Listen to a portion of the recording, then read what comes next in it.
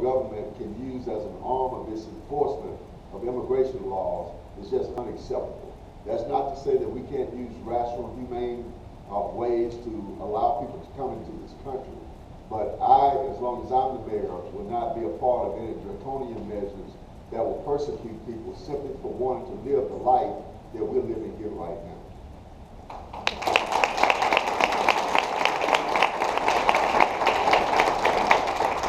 Questions? Yes. Any improvements on the public transportation in the city? Yes. In fact, we're working on several aspects of public transportation. First of all, in about another month, we will have the opening of a new intermodal facility down on Morris Avenue, which I don't know how many of you have been to train over the last few years, but we have the worst train facility in the country. Not just in Alabama, in the country. But we're finally going to get a new intermodal facility with a fantastic train terminal, new facilities for our Greyhound bus, as well as our local transportation. We're also working on what we call a BRT system, Bus Rapid Transit System, that will, the first leg will tie the Civic Center area to UAB, and it will have a dedicated lane for buses to run up and down. So they won't be intermingled with other traffic, and they'll be able to move faster and quicker.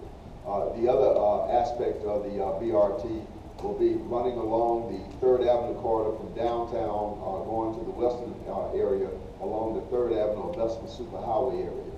We will also be building a BRT system that will go eastward from UAB to the Lakeview area and on out to the airport. So those are programs that are in the works now. We also have what we call a PRT system that we're trying to establish that will be a personal rapid transportation system, a light rail system that will run from the airport to the downtown Civic Center area to transport people through that corridor. So we got several initiatives that we're putting in place. The federal government was very generous to us over the last couple of years, that they've given us money to do planning, and we'll see how that works in the new administration once we get the plans together to be able to access funds to build all these systems that we're working on. Yes. Good evening. Good evening. So I lived in Nashville for a couple of years, and they have a really strong brand, Music City, Yes. and that attracted so many millennials to the city. So I'd like to ask you, what do you think the brand image of Birmingham is, and how can we attract more millennials to our city? Well, you know, believe it or not, Birmingham has a rich history in the music field. We have a rich history in the sports field. And I think what we need to do is establish ourselves as a great sports venue. And we've done that with the IndyCar races that have taken place. We've done that with a lot of the other sports activities. We just had the Davis Cup in here this past weekend. I want to brand us as the Indianapolis 500 of the South. Because people like fast cars, you know. They just do, especially women. Women got lead feet. They like. At least my wife does. I don't know about you. But you know, it's hard to pinpoint what Birmingham's image should be because we've always been a steel town. People know us as Steel Town. One of the great entertainment venues is called Iron City, based on our heritage. If we can play off of that Iron City image with entertainment, I think we can start attracting more and more people. But the real attraction that people have here is our food reputation. We're known around the world as having some of the best restaurants right here. And it not only creates jobs, but it attracts people to come into our city, and we need to capitalize on that particular industry as well. Yes? I love this past year when you did the Twitter campaign for repaving the roads, like Yes. what roads do you think need to be repaved? Yes. Do you have any plans over the next year to incorporate citizen input on projects via Yes. social media? You know, when I first got involved in the politics, the only way to communicate with the general public was through a telephone, or they show up at council meeting. But with the technology that has developed today, citizens can have input in all manner in shapes and forms with the technology.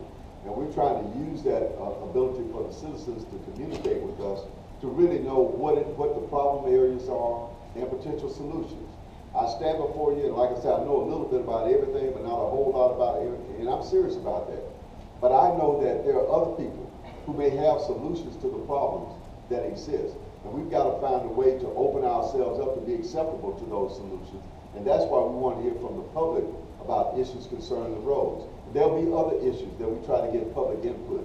Doesn't necessarily mean that we're going to follow what the public wants all the time, because sometimes there's some other factors that might come into play, but at least we have a sense of what the public would like to see. Now let me tell you how we use that information that we got concerning the roads. We took that data, we looked at the roads that we had in our system, the roads that the public thought were needed some services attended to, and we've developed a plan whereby in the next 5 years, if the council approve it, and it's going to be on the agenda within the next 30 days, in the next 5 years, we can pave every road in the city of Birmingham. Also, we're going to develop a plan that those roads will last longer. Now, if you pave a road, it starts deteriorating within 2 years. Doesn't mean it's going to fall apart at the end of 2 years, but you start seeing little cracks form and other things like that. Well, there's new technology out there in road paving that can make a road last up to 5 years before it starts deteriorating. Now, usually a road that starts deteriorating in 2 years might last 10, 15 years. If you've got one that will last 5 to 10 years before it starts deteriorating, then that road can last 20 years, which means you save money and you have the ability to maintain those roads much easier than you do now. Yes.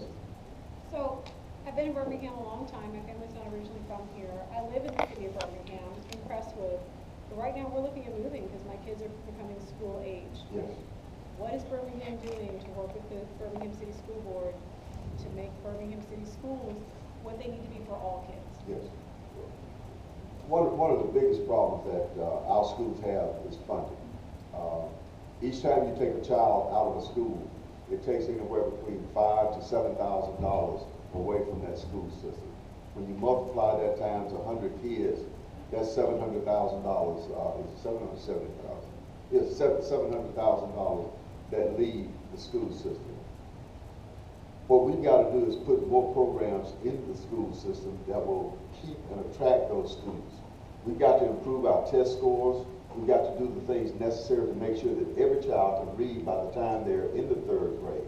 To that end, the mayor has very little power over the school system. You have an elected school board that makes all of the decisions. But where a mayor does come into play is I meet with the superintendent, not just the one now, but every superintendent that we've had since my tenure, to try to find out what they need in order to move this city forward.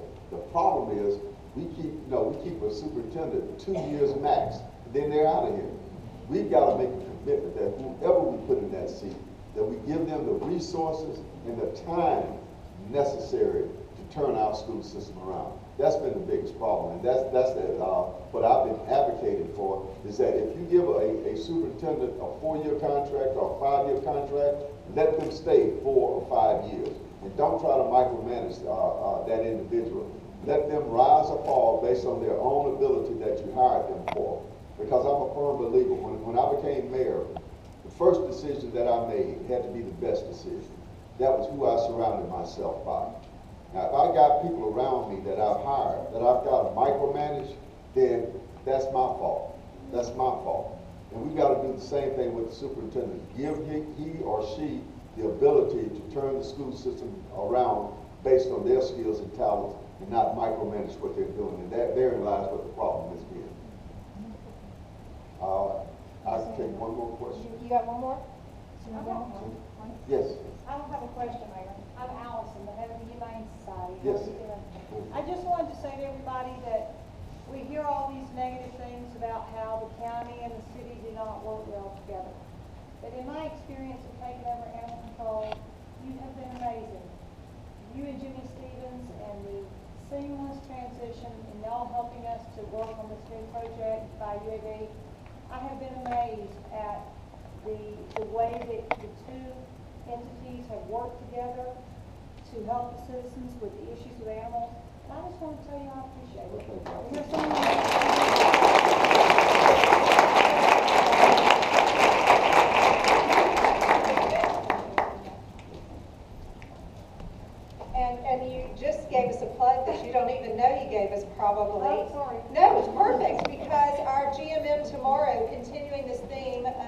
plugging into our community.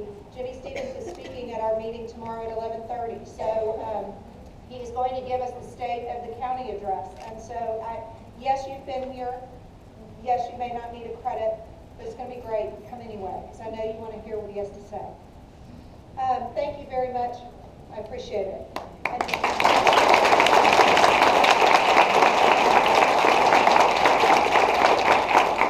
we at the Junior League can ever do anything to help you or to help our community in any way, we certainly hope that you will reach out to us as well, because we would like to be there to make a difference in the lives of women and children all over our greater community. Thank you. And now, the centennial announcement. So for the past 8 months, you've been hearing about it. Since the year started, you knew it was coming. You've heard lots of things. You've heard it's collaborative. You've heard it's significant. You've heard it will be a guiding light in our community for women and children. And now is the time to finally hear what it is.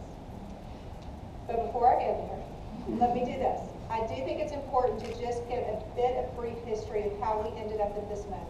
It started 18 months ago. It started with the Strategic Planning Committee and thoughts of where do we want to be as an organization at year 100. That committee started a really in-depth review of the needs in our city, the gaps where services were not being provided, and looked at issues that were not just an issue for today, but unfortunately would probably continue to be an issue in 5 to 6 years. In order to fully develop a plan of what they wanted to do, the first thing they did was they set up a meeting here at this building for about 50 executive directors of nonprofits who came together and put up giant Post-its on the wall and collaborated. We made them move around. They couldn't sit with anybody they knew or anybody who gave the same services they did or provided the same services, because we wanted to make sure this really was indicative of our entire community and all of the needs being met. And the number one word that kept recurring was collaborative. No more duplication. How can we join together to provide benefits to women and children truly in need? Thereafter, that same committee met with several different people in focus groups, including other retired executive directors of nonprofits, city leaders, past presidents, community leaders, trying to find out what they saw as a need that was pressing for women and children, and that, whether we like it or not, probably wasn't going to go away, so that we truly could be effective and needed for years to come and move the needle for this city. That culminated in a recommendation that was provided to the executive board last year with Lee Haber at the helm, and she is here somewhere tonight. Thank you, Lee. And the board voted last year to approve this gift to the city. Then finally there was a site visit to make sure, and we went to Florence, if that gives you a clue, to go look at something that was working there. And there was no doubt at that point. This was exactly where the Junior League needed to be. I will tell you that the gift is going towards a building, but not for the Junior League of Birmingham. It is a permanent home for a relatively new nonprofit that has been operating out of a basement in town for 1 day a week. They were provided generously a building by the United Way of Central Alabama recently, and the Junior League gave them $75,000 to renovate it to get it to where they could operate 5 days a week, and they are moving in shortly if they're not already in. And so they are able to operate 5 days a week, but unfortunately the need is so great that they have outgrown the building that was provided to them before they even moved in. So they need a forever home, a permanent home, and a home that's located in the exact right spot to be able to service the women and children who need them. Rather than tell you what that gift is, I am going to let you hear it from the people who created it, the people who work for this agency day in and day out, and more importantly, a survivor who has literally had her life saved because of this organization. And if I'll let me turn the lights off first, if you don't mind. You can see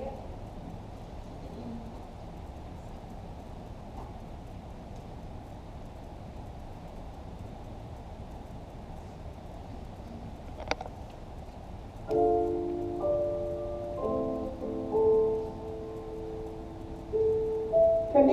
children.